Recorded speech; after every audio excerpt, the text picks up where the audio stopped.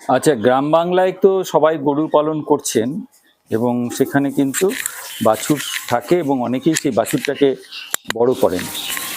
এরপরে বিষয় হচ্ছে যে এই বাছুরের খাবার সম্পর্কে অনেকে কিন্তু অবগত থাকেন না। তার কারণ হচ্ছে দুধটা যেহেতু বিক্রি হয়, দুধটা যে আলাদা করে বাছুরের লাগে সেটাও একটা দরকার, কারণ ও দুধটা যখন ছেড়ে দেয় তার আগে পর্যন্ত কিন্তু মায়ের দুধ তাকে খাওয়াতেই হবে।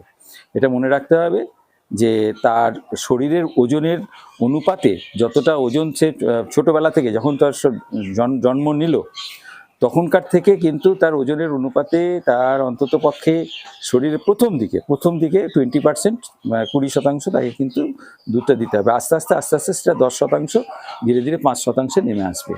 এইভাবে কিন্তু তাকে কিন্তু দুধটাকে ছাড়াতে হবে। আর তাহলে পরে এই যে গরুটাকে দেখা যাচ্ছে, গরুটার ভেতরে কিন্তু তিনি এই যে দুধ পেয়েছে এটুকুনি বোঝা যাচ্ছে।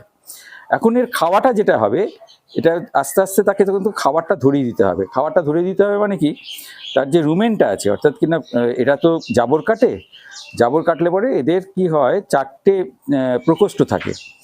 4টে প্রকোষ্ঠের ভেতরে একটা হচ্ছে বড়, সেটা হচ্ছে রুমেন।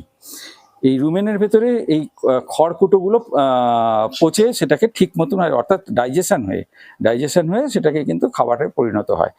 এইটার যে কাজটা, এই কাজটা শুরু হবে তাকে কিন্তু তখন যখন সে দুধ খেতে শুরু করেছে আস্তে আস্তে ছাড়বে, তখন থেকেই কিন্তু কিছু কিছু ঘাস পাতা ইত্যাদি খাওয়ানো শুরু করতে হবে, যাতে সে অন্তত বোঝে যে আমি এটা খাবো এবং হজম করবো। এতে কিন্তু ওই যে প্রকোষ্ঠটা, যে রুমেনটা, সেই রুমেনটা কিন্তু ভালোভাবে বেড়ে ওঠে।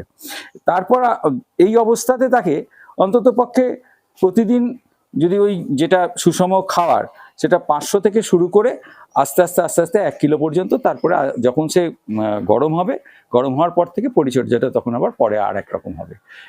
এই পর্যন্ত তাকে 1 কিলো পর্যন্ত তোলা যাবে। প্রথমে শুরু করতে হবে 500 থেকে, তারপরে 1 কিলো পর্যন্ত করলে পরে এ কিন্তু খুব তাড়াতাড়ি গরম হবে এবং এরা খুব ভালোভাবে তখন ফার্মটাও খুব ভালো থাকবে।